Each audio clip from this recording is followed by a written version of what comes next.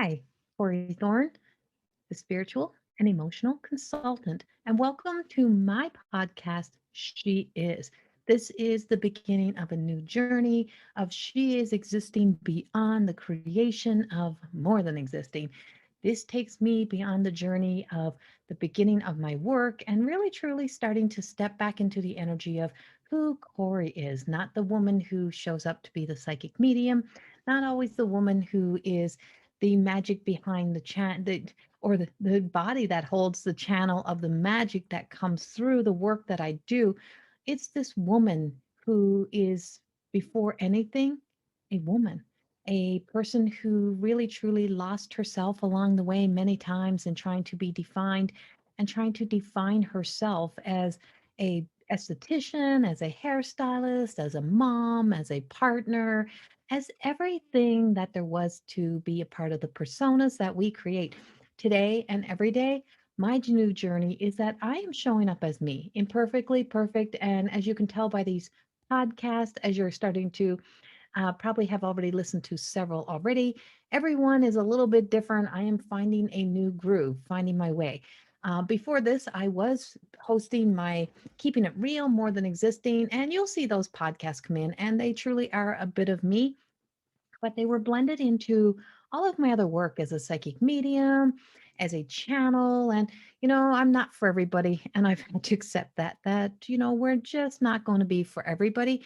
But there's a lot of people who really do appreciate this part of my work that I do. And I've lost the rebel. I've lost the other aspects of me of like the F you, accept me who I am. If you don't like it, go away. I don't really truly have that same attitude because watching the world right now and watching the uh, spiritual and emotional immaturity has really taken me back to basics and saying, you know what, just take a step back and have a look. Do you want to be that? And not to be judgmental of anyone in particular, but just to say the whole world itself is, when we are put into trauma response, when we are really in a whole world where we have a lot of trauma happening and a lot of experiences and a lot of fear that's being instilled and uh, I want to say promoted. It's being pushed into our world is that we operate from fear. And that's how we start to really see the emotional immaturity that is out there in the world that's still existing around us. And I'm realizing that we can look like an adult, we can live a life like an adult, but we truly can return to that um, rebellious teenager, the angry child, the you're not listening to me, you don't see me, you can't hear me, blah blah blah, all those things that we do. So today this podcast is really truly and every day is about my book that I just finished writing and which is not out yet. There's a whole bunch of them not out yet. My creativity really allows me to do a lot of writing. But the book is called The Way, Resting in the Way. And it wasn't that I started to do a marathon, started to find my way home. I was more like the turtle, just slowly trudging along, kind of frustrating people that, my God, how come she's not there yet? Why is she not doing this? Why is she not doing that? Yeah. Well, what I've come to learn was that to find the way to take the path less traveled is the path of silence. It's the path of quietness. It's the path of saying, you know what? I'm willing to surrender that all. I'm willing to surrender it all. And I just sorry, just turning my head for a second there. But I found myself returning back to the essence of a why that I started a few years ago with More Than Existing and the push for the program and writing the book. And I wanted to find something or somebody that could inspire me to be the best of me, to do the right things for the right reason, including learning to love myself.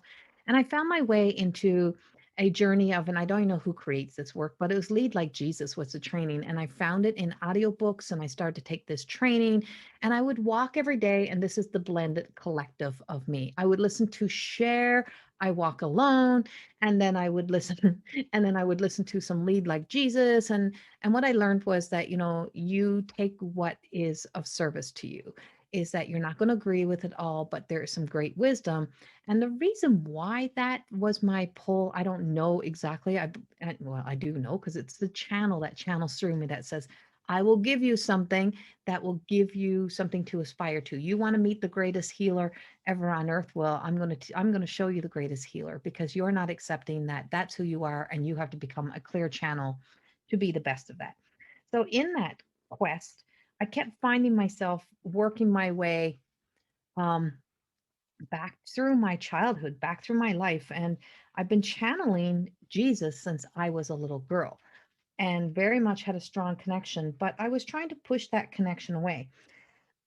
But recently, and where this podcast came from, was when I, a few months ago, found myself starting to not be well again, not being healthy, just but striving and doing well in my work, but something was not quite right. I wasn't being quite myself. And so on that journey, I found my way at a secondhand store. And as I did, I walked in and the man says, "We have a big sale on." I'm like, "Yeah, well, I don't really read." He said, "Are you not a writer? You told me before you're a writer." I'm like, "Yeah, but I don't like to read books. I audio, but I don't really like to read books." Well, I walked around the corner, and as I did, my hands just started to reach for books. And I picked up book on top of book. I had like two boxes of books, didn't look at them, didn't even know what was in the collection. And he said, "What are you doing with those books?" And I said, "I am thinking this may be research for the book that I'm writing, The Way." And I said, "I don't know, but I'm going to trust it." As I was driving home, I looked down at the box and I started to laugh. And the box was a wine box. And one of my books, my third book, is called Wine and Chips. And it talks about association, disassociation, and how I couldn't deal with my life at the time and finding humor and raised on humor to bury the pain and not be able to deal with anything. We can laugh it off.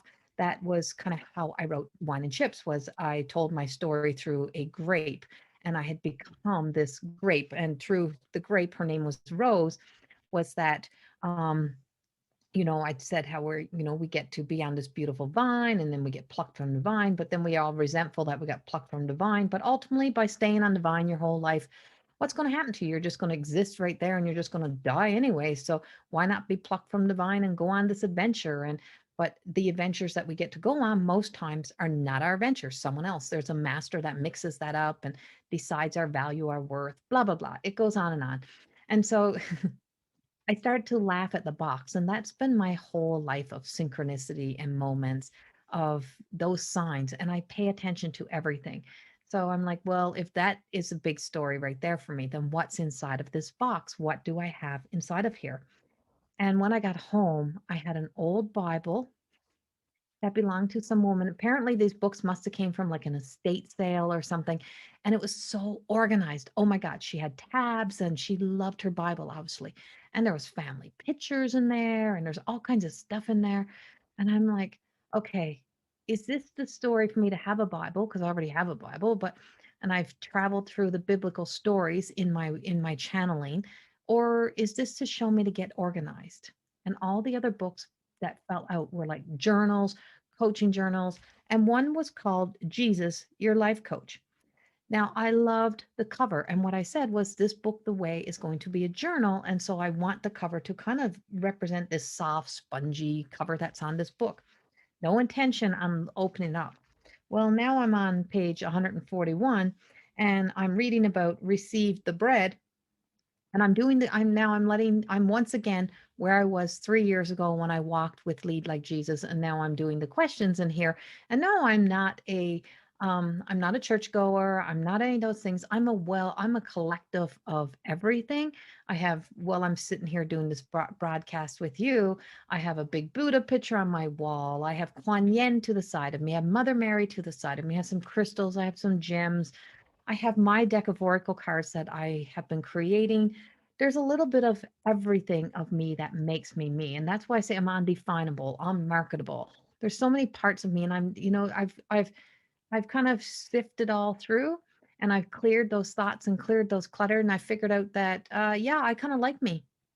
I don't really like this collective and I'm not willing to give it up. It's like, no, I know this is now me. So I'm accepting. So it's like, and I'm not asking other people to accept all of that, but I'm willing to allow the parts of me that is needed for my work, for my love, to show up, because what I'm doing in these separate videos and what I'm doing in the separate sites that I have is that I am learning unconditional love.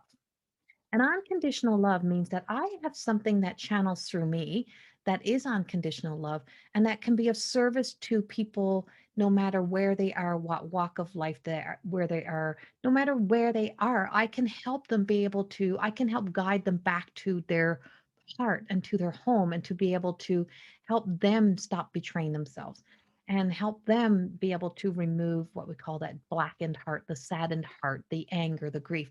So why would I limit it when I spent a lifetime being limited?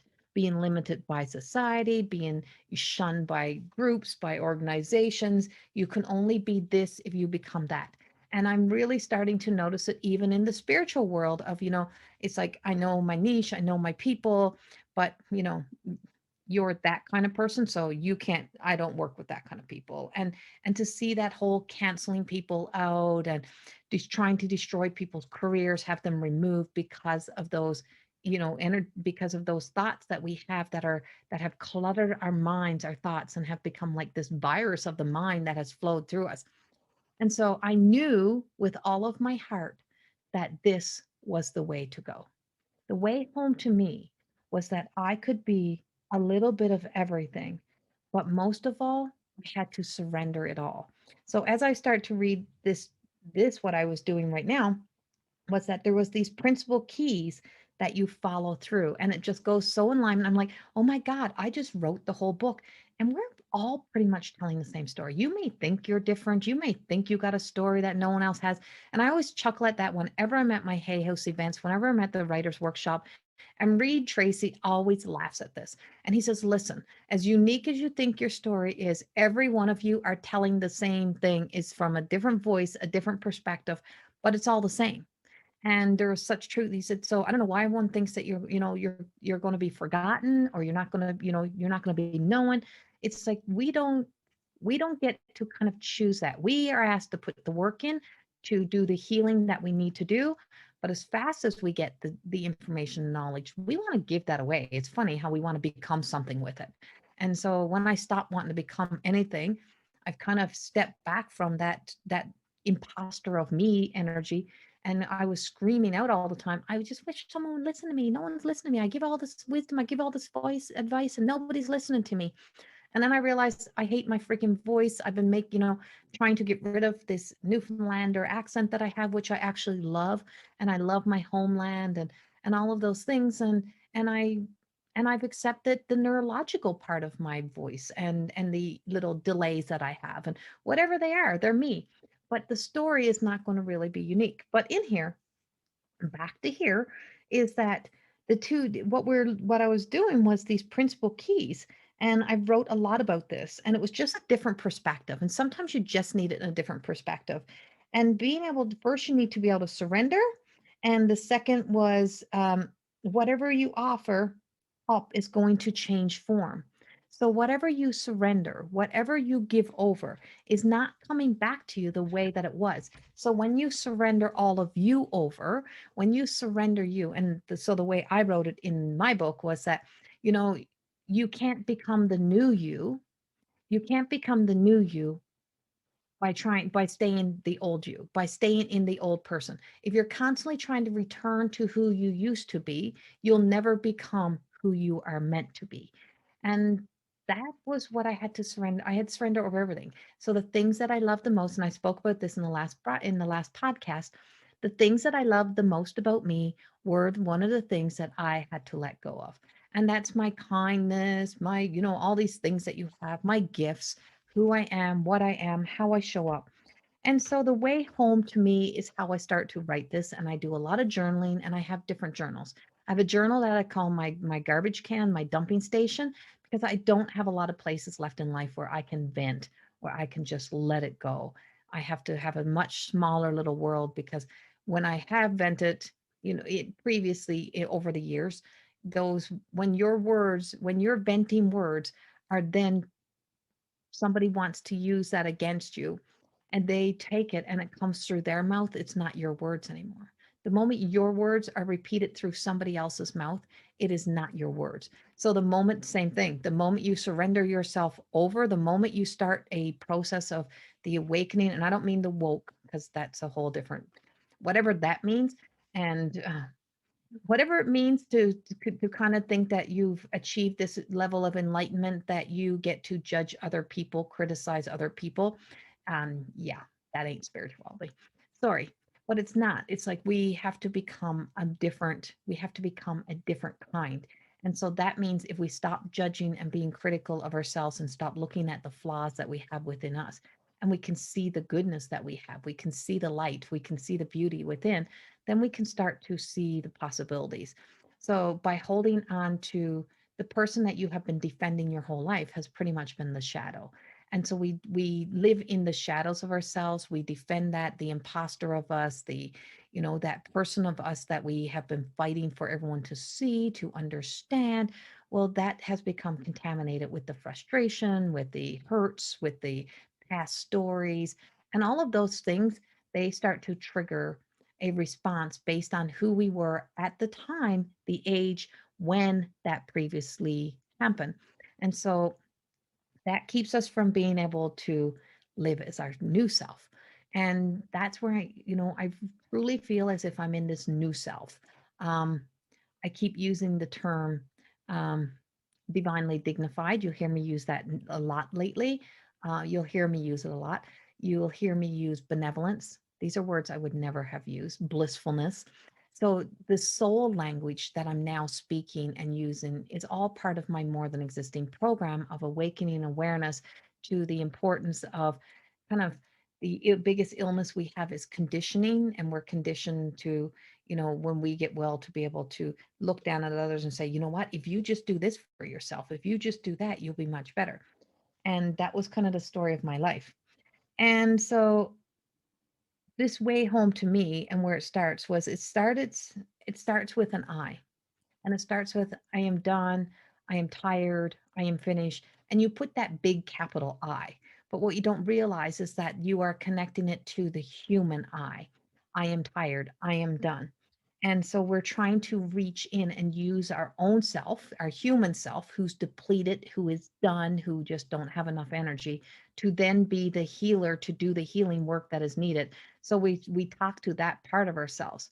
Soul language is when you learn that you don't have the maturity, you don't have the connection, you don't even you've broken that thread, or think you've broken it. You've kind of shadowed over your light so much, but then you're depending on that same person who has betrayed you, who has failed you, who has judged you. You're depending on her you're depending on her to change your life. You're depending on her to make those changes. You can't even rely on her to even say a good word about yourself when you look in the mirror. You can't rely on her to say a no when you know that's what you need to do. But now you're going to put every bit of faith in that version of yourself to do the work that needs to be done. Well, that's where it changes. Is when you start to become aware that there is so much more to us than this human meat suit, this flesh self, this human self that we have. Because what we're still trying to do when we do that is we're still trying to let the mind be in control. And so I always talk about I have this innate ability. I have this innate ability. I have an innate ability to be able to see beyond everybody, to see beyond the light, to see beyond the energy. Well, that's called my channel. And so that's the guardians. It is the um, Mother Mary, the Jesus energy, the ascendant masters, all the angelic realm, the Pleiadians, all of that energy that speaks to me in another pile of my work that I do. Today, this is me. This is the Corrie who has just came through some big channeling over the past few days, who realizes that little story I just told to you about, like, really, you're going to rely on that one? You haven't been able to rely on her your whole life, and now you're going to rely on her. And so when I started to be able to go silent, to just stop talking, to just start and talk to myself, it meant in silence. When I would just say, you know what, I'm tired, I'm done, I don't feel well. What is happening within me? What is my real pain? What is my truth? What am I afraid of? And when I would just ask those and I wouldn't seek the answers, I didn't go searching for the answers because that's the problem. We want to search answers just like we want to search out to fix everybody, just like we want to become the healer of everybody else. The same thing. We want to know it all. But instead, I became curious of what was within me. Where does that power come from? Where does that courage come from that when I am that low, I can still get up and do the things that I need to do? So, what is that? And where's that coming from? Because that's beyond me. And that's how deep I think. And so I started to think, hmm, that's interesting. If in my lowest, when I'm in that much pain that I can hardly walk, I still have what it takes to go upstairs, channel through some 90 minutes 4 times a week, and teach those classes and show up, be beautiful, smile on my face, and be happy to be there. So, where does that come from? And who is she? Because she's the woman who I know must be my truth because she's not critical of me. She's not judging me. She's right by my side. It was a deep thought. And that took me on a new journey, a new traveling. And so when I start to look at the other part, and I'm like, wow, you're so selfish. To the part of me that keeps betraying myself to those, right? And so this is, I'm giving you this story so that you can let this sit in your heart, to let yourself feel the essence of that soul language, angel, that angel language. And what I realized was that in the bathtub, all these sketches, and when I surrendered over, it's like that's my baptismal. I see you, but you just let it go, but you just let it wash away. And by letting it go, it don't mean you're going to forget it. It don't mean it's going to be dissipated and disappeared. It means it doesn't have control over you.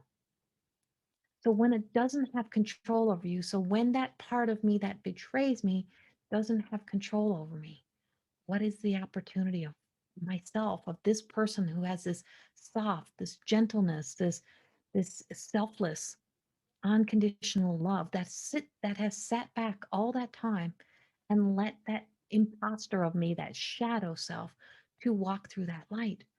Who will she be? And as I start to see her, I start to say, I allow. I surrender. I allow. I accept. I accept that there's still so much I don't know. I accept that I have to become fully empty in order to receive what it is I need to receive. I will still show up. I'll still do my work because this is the person who shows up. But everything else was in the way, because she wasn't resting. She wasn't trusting. She wasn't on board with everything. She was struggling. She was trying to be in control. She was always planning. She was getting all worked up. She was trying to be enough in the world. She was trying to become marketable, trying to present herself, struggling on that journey to turning 50. I'm like, I can't do 50 more years of this kind of hard labor.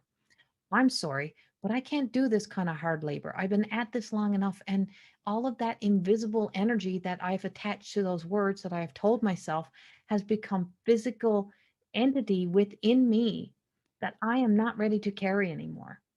And I'm done with this. And so as I start to have that compassion for myself, that sense of that drive, that same love that I have when I sit in front of all of those people that I teach, that I guide, all of those clients that I have, and I say, I can see you. Well, I had to start to see that in me.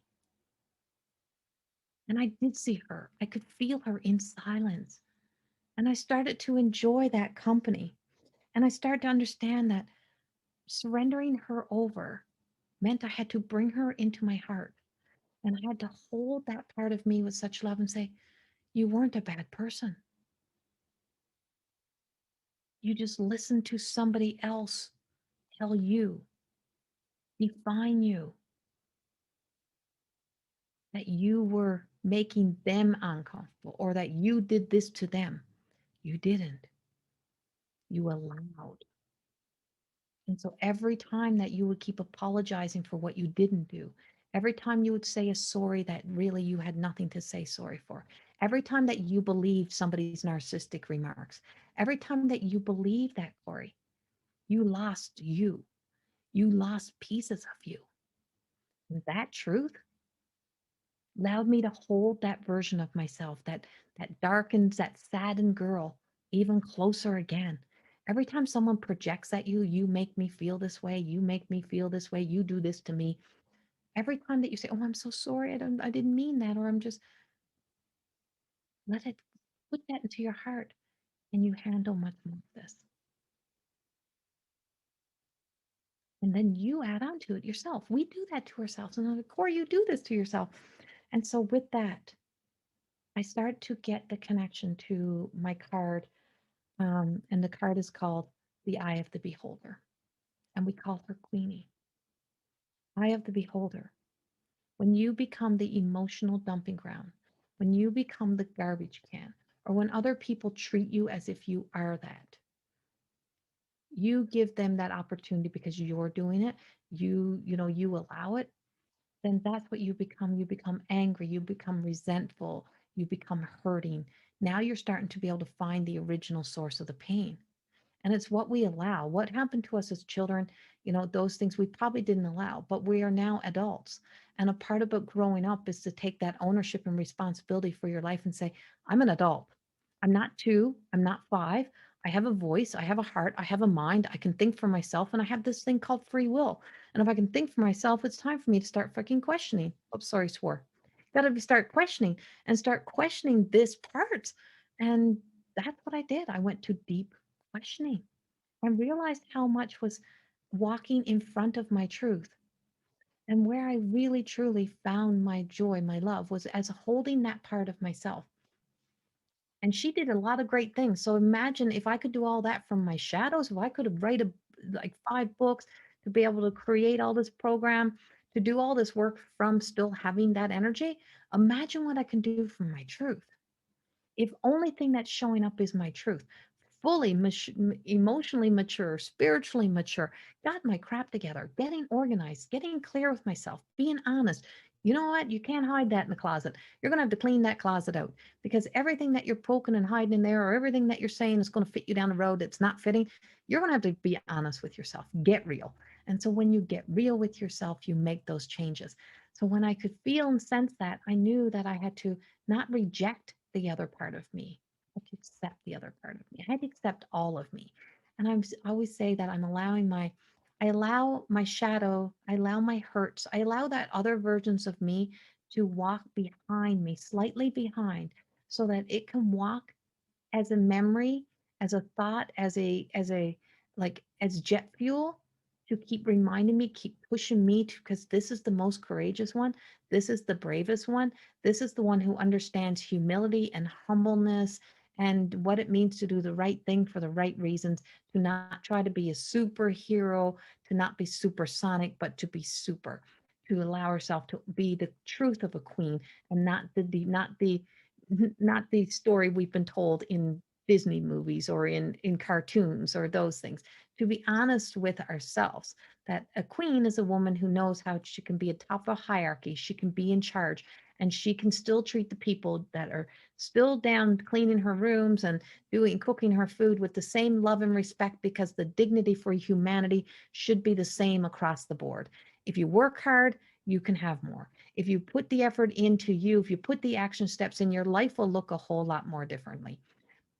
And if you close your eyes and you can dream of the possibility, well, you have an opportunity, because you can start to create that dream. And then you have to start to create the life for it, because we are adults. So we have the opportunity as adults to be able to be that change.